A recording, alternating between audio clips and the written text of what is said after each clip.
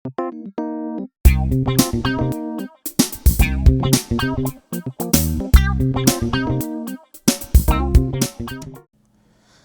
dostlar, mən Nahid Həbibov. Bugün mövzumuz self-study. Bildiyimiz kimi bir çox hallarda öz-özünü öyrənmə uğursuz olur və bunun səbəblərini iki yerə bölürlər.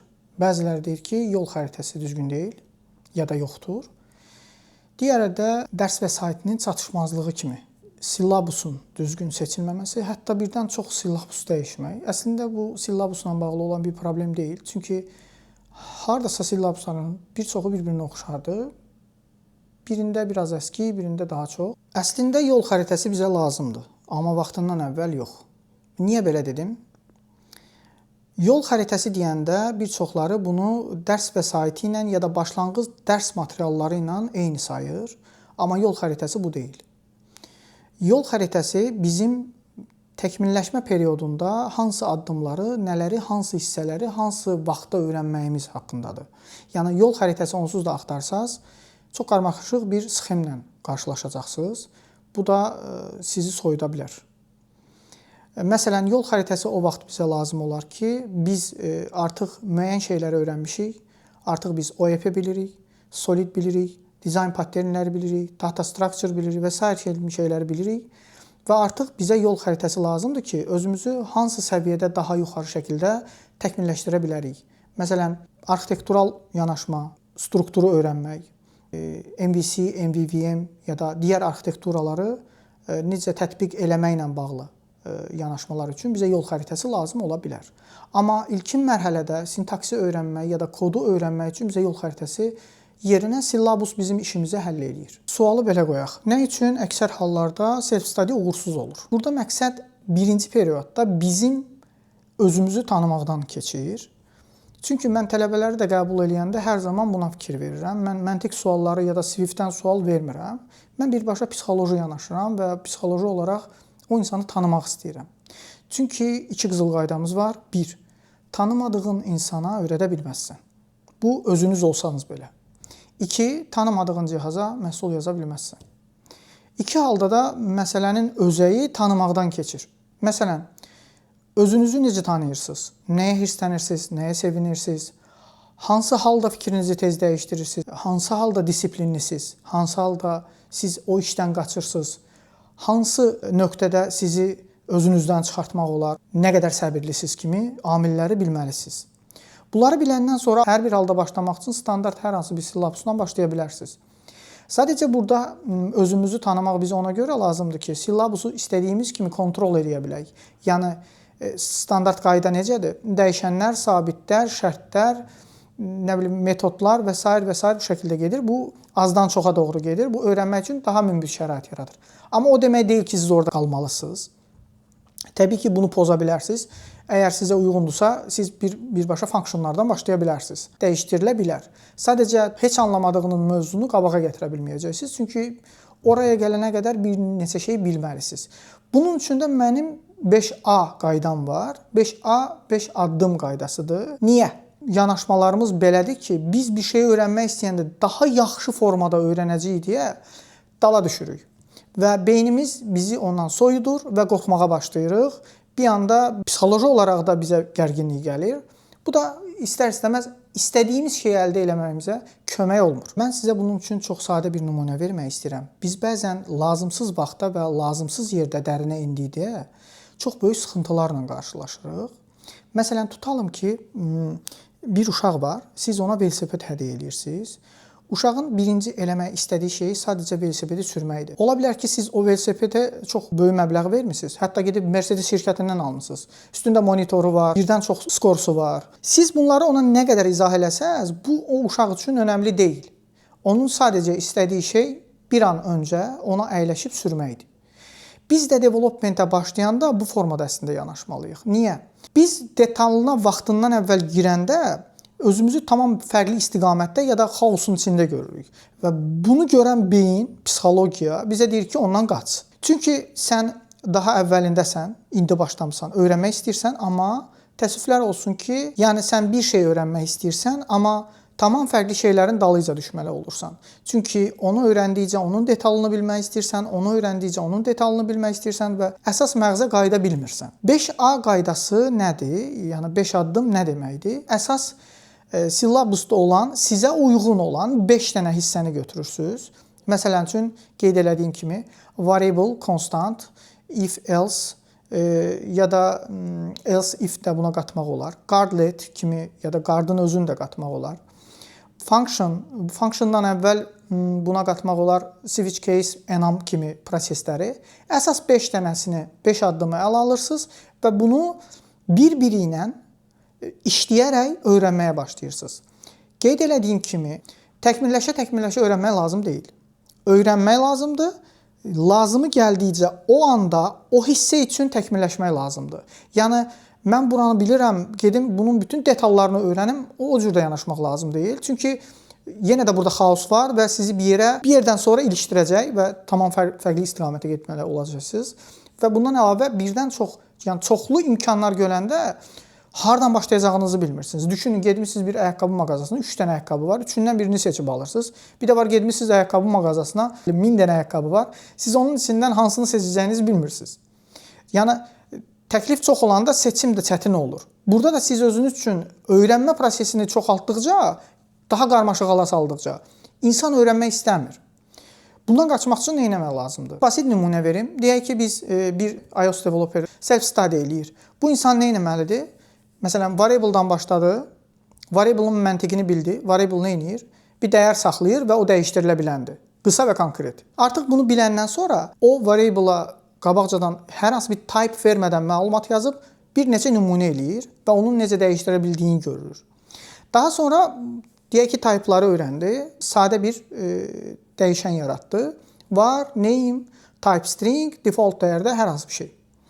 Bunu bu şəkildə saxlayıb dərhal metoda keçməlidir. Bir metod necə yazılır onu anlamalıdır. Bu 5 addımın ikincisidir. Artıq kod yazmış oldu və bu beyin bunu qəbul eləyir və burada bir təcrübə, burada bir hərəkət var. Siz nə qədər çox vaxtınızı editorda kodun içində kod yazmaqla keçirsəz, soyumayacaqsınız. Daha çox motivasiya olacaqsınız. Əgər yox, siz daha çox oxumağa, daha çox təhlilsiz, təcrübəsiz, analizsiz və ya da example eləmədən bu addımları atsaz, siz üçün çox çətin olacaq. Ona görə də bunun pis nümunəsi və yaxşı nümunəsi var. Deyək ki, siz yenə eyni addımla başlamısınız və artıq variable-ın bir mutable dəyər olduğunu bilirsiniz. Yəni dəyişdirilə bilən bir dəyər olduğunu bilirsiniz və bu addımda siz nə edirsiniz? Götürürsünüz, maraqlı gəlir ki, aha, bu string nədir vəbşi? String necə olur ki, mən yazını yazıram, hərfləri yan-yana qoyuram, bu string olur. Aha, gedib düşürsünüz chara. Bəli, char. Bu char necə olur ki, bu sözlər, yəni bu arraydir. Aha. Sonra keçirsiniz, string vəbşi özü nədir? Structdır, classdır, enumdur, nədir, nəyə aiddir? Onu bir araşdırıb oxuyursunuz. Ondan sonra keçirsiniz, görürsünüz ki, istər-istəməz onu oxuyanda sizin qarşınıza başqa şey çıxır. Baxırsınız ki, aha, bəs bu string reference type aiddir, value type aiddir, heapdə tutulur, stackdə tutulur kimi bu dərinə indikcə hələ variable-dan çıxa bilmirsiniz. Və bir də ayılırsınız ki, siz saatlarla oturmuşsunuz, bir sətr kod yaza bilməmişsiniz. Oxuyursunuz hələ. Bu da təcrübəsizlik yaradır sizdə. İstər-istəməz belə amillərdə onu dərinləşdirməmək lazımdır. Dərhal tətbiq eləmək lazımdır, sonra onu inkişaf elətdirmək lazımdır. Yəni inkişaf eləyə-eləyə öyrənmək düzgün yanaşma deyil. Ona görə self-study birinci mərhələdə uğursuz olur. Burada ikinci mərhələdə uğursuz edən şey sizi vaxtın idarə olunmasıdır. Və bu bizə çox hallarda səhv aşılanır. Çünki siz çox vaxt ayırırsınız, amma nəticə görmürsünüz. Vaxtın idarə olunması sizin öyrənməyinizə sürət qatacaq. Necə?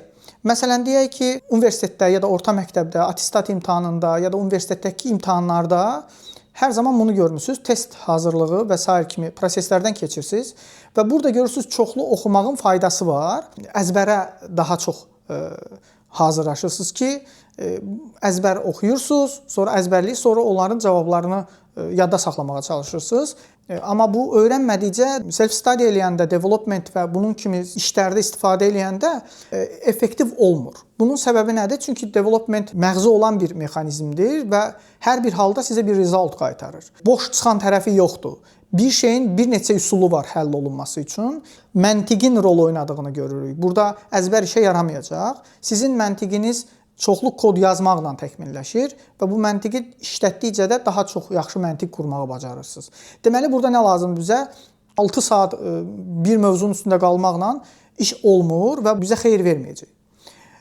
Əslində necə olmalıdır? Vaxtın idarə olunması normal öyrənmək üçün səhər oyandınız təmiz beyinlə, çünki o vərəq hələ ağappaqdır, yazılmayıb, ilk siz yazacaqsınız. Gün içində digər məsələlərə məruz qaldığınız üçün istər-istəməz günün sonunda siz dərs öyrənməyə başlayanda uğursuz olur. Niyə görə? Çünki artıq onu siz qaralamısınız və güclə orada yer tapırsınız yazmağa.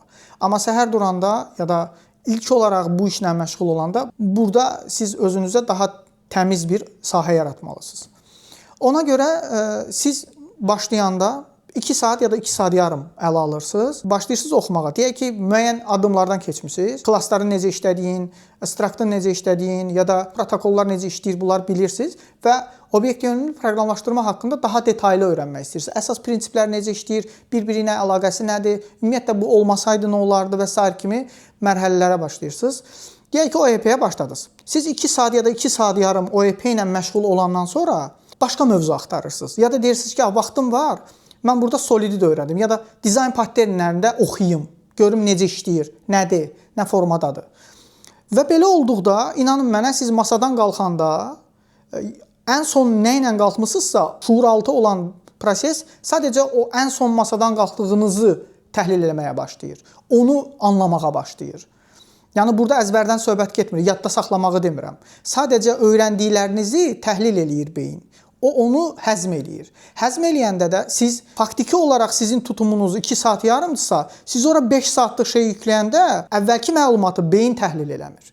Burada əgər siz 2 saat öyrənirsinizsə ya da 2 saat yarım öyrənirsinizsə, mütləq şəkildə 2 saat ya da 2 saat yarımda fasilə olmalıdır. Ki, o məlumatı qəbul eləsin, beyin həzm eləsin ki, bu nədir, nə deyil. Ondan sonra başqa bir tapşırığa keçmək lazım deyil. Başqa şey öyrənmək lazım deyil. Yəni, sizin bir qabınız var, tutum qabınız var. Ondan çoxunu yükləyə bilməzsiniz. Buradakı məsələ sizin arada qoyduğunuz fasilədən sonra yeni tapşırığa keçmək yerinə birinci öyrəndiyinizi özünüzlə sorğu-sual eləyin. Məsələn, birinci OEP haqqında oxumusunuzsa çox detallı, ikinci dəfə onu example eləyin. Yəni, 2 saat yarımdan sonra əgər vaxtınız varsa, mən bunu öyrəndim, burada bunu deyirdi, niyə görə bunu deyirdi? Aha, gəl bir dənə example yazaq, bir klass yaradın və yaxud da ki, o prosesdə sizə nə lazımdırsa, onu eləməyə çalışın. Yəni, kod editorunda vaxt keçirdin. Həm barmaqlarınız sürətli yazmağa alışsın, həm də fikriniz və şuuraltınız düşünsün ki, artıq bu öyrəndiklərini tətbiq eləyir, təcrübə eləyir ki, sizi soyutmasın öyrənməkdən. Sizin ən ideal yanaşmanız, gün içində 4 saat məşğul olursunuzsa, arada 2 saat fasilə olmalıdır və tamamı bir tapşırıq üstündə olmalıdır. Birdən çox tapşırığı bir-birinə qarışdıranda, ən son masadan qalxdığınızda hansı məlumatı öyrətmisinizsə, onu təhlil eləyir, onu həzm eləməyə çalışır. Bir neçə saat sonra ya da bir gün sonra yatıb durandan sonra siz ümumiyyətlə o birinci mövzunu xatırlamayacaqsınız. Bu çox önəmli məsələdir. Bir də belə bir məsələ var. Bu məsələ əslində self-study aid deyil, amma burada vurğulamaq istəyirəm onu. Sual verməkdən qorxmayın. 1. Səhv cavab çıxmağından qorxmayın. 2. Bir filosofun belə bir sözü var. Deyir, tələbələrə cəsur suallar verməyi öyrətmək lazımdır. Onlar sual verməkdən qorxmasın. Cavabı səhv olsa, yəni cavabına fokus olmadan alqışa layiq suallar verməyi öyrətmək lazımdır. Bunu bütün müəllimlər də eləməlidir. Tələbənin üstünə yük düşməməlidir. Çünki sual verməyən tələbə öyrənmir deməkdir. Səhv etməyən tələbə də öyrənmir deməkdir. Niyə səhvdən qorxmamalıyıq? Biz bilirik ki, bizim developmentdə istəyir self-study eləyəndə, istəyir dərs keçdiyimizdə, hər hansı bir tədris mərkəzində öyrəndiyimizdə ya da fərdi müəllimdən öyrəndiyimizdə, burada belə bir nüans var. Biz dərsi keçirik, verdiyimiz sualda səhv olanda nə edirik? Onu axtarırıq ya da müəllimimiz bizdən onu daha düzgün araşdırmağımızı istəyir. Biz əslində bir dənə səhv eləmişik və o bir səhvin arxasıca gedirik. Amma o səhvi düzəltmək üçün vaxt sərf eləyəndə görürük ki, aha, burada başqa şeylər də öyrənirəm. Deməli, bir səhv bizə bir neçə kömək gətirir. Ona görə səhv cavablardan qorxmaq lazım deyil. Bir səhviniz var. və müəllim bunun sizdən daha dəqiq araşdırmağınızı istəyir. Siz o sualın cavabını tapanda bəzən olur ki, bir neçə dənə başqa şey öyrənirsiniz. Yəni bir səhv cavab sizə bir neçə şey öyrədə bilər. Ona görə səhv cavab da versəz, cavab verməkdən qorxmayın. Müəllim yanına hazırlaşan tələbələrə tövsiyəm bundan ibarətdir ki, tədris günü, yəni dərs keçdiyiniz gün evə gəlib tapşırıq həll eləməyin. Siz öyrənmiş olduğunuza əmin olaraq verə bilmədiyiniz o sualın cavabında çox narahat olursunuz. Siz əminsiz öyrənmisiniz, müəllimə tapşırığınızı təhvil verirsiniz. Müəllim oradan bir sual verəndə siz cavab verə bilmirsiniz. Amma halbuki siz əminsiniz ki, bilirəm. Bu niyə belə olur? Belə deyim, tutalım ki, mənim yanıma hər hansı bir tələbə gəlir. Biz tələbə ilə dərsi keçirik. Biz 2 saat, bəzən də 2 saatdan çox məşğul oluruq və bu vaxt ərzində tələbə bütün mövzuya məruz qalır. İstər-istəməz öyrənən tələbə bu mövzunu beynində canlandırır. Evə gedəndə, yolda, bir çox halda bunun haqqında düşünməyə başlayır. Və evə çatan kimi də bu dərsi çox asan sürətlə həll edib, artıq öyrənmişəm, gedib işimlə məşğul ola bilərəm. 2 gün sonra dərsə gələndə o tapşırığın o tələbə tərəfindən hazırlandığına müəllim əmin olmaq üçün bir neçə sual verir və tələbə kilitlənir. Bu çox hallarda olur və mənim başıma dəfələrlə gəlib. Səbəbi odur ki, siz dinlədiyiniz zaman bu baş verir. Müəllimdən dinlədiyiniz bütün dərsi beyin memoriya alır, yəni əməli yaddaşa alır və o qədər buna məruz qalırsınız, yolda da bunu düşünürsünüz. O onu yaxşı saxlayır və evə gəlib tapşırığı həll eləmək üçün 2/2 olur. Amma bunu inan mənə əzbərdən eləyirsiniz. Yəni bu kopyala yapışdır kimi bir şeydir. Siz yatıb durandan sonra bu əməli yaddaş sıfırlanır və sizin beyninizdə heç nə qalmır. Ona görə də müəllimlər əziyyət çəkir. Hər dərsin, hər tədrisin sizə materiallarını verir. O dərs vəsaitlərini verir, o günkü dərsin. Ki, məsələn, bu video görüntü ola bilər və yaxud da ki, digər dərs materialları ola bilər. Bunu sizə verir, amma siz ona baxmadan bir çox hallarda bunu həll edirsiniz və sonra uğursuz olursunuz. Amma siz həmən gün o işlə məşğul olmasanız, səhər durub normal verilən dərs materiallarından istifadə eləmiş olsanız, çox daha effektiv olur. Və şuuraltı bunu çox yaxşı qəbul edir. Artıq bu şuuraltı qəbul elədiyinə görə beyin bunu həzm eləməyə çalışır. Yanlış yerdən də başlasanız ona doğru cavab vermiş olursunuz. Ona görə də burada anlamaq məsələsi çox önəmlidir. Bir mənalı olaraq siz həm yanaşmanızı, həm vaxtın idarə olunmasını, həm də özünüzü düzgün idarə eləməyi öyrənməlisiniz. Əgər belə etsəz, əminəm ki, hər bir self-study çox uğurlu olacaq. Bəli dostlar, ümid edirəm ki, bu video sizə kömək olar. Hər hansı sualınız olsa mənə yazın.